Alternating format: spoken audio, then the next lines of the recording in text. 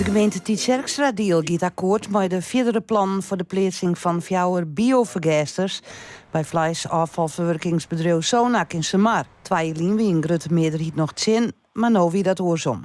De provincie is nou ontzet om een besluit te nemen. Die wienen al op een vinger stikken door het hoogste rechtsorgaan, de Raad van State. En wat er nou echt ontzet, zei het wethouder van Zandbergen. Die zal dan een besluit nemen moeten over het houden van een ontwerpvergunning. En dat komt dan ook ter inzage. En op dat stuit kunnen wij dan ook als gemeente daar een zienswijze op insturen. Er is al 2 jaar vol protest van omwonenden in de plan.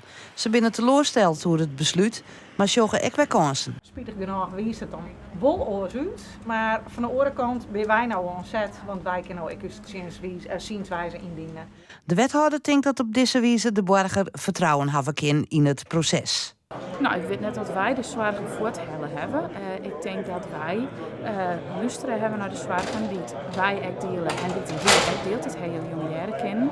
En dat wij mij ook horen die wil adresseren bij het bevoegdingszaak, in dit geval de provincie. Dat vertrouwen is er net bij elke nien. Ik viel me net verzint worden en ik viel me echt net jet. Wanneer de provincie een besluit neemt, is nog net bekend.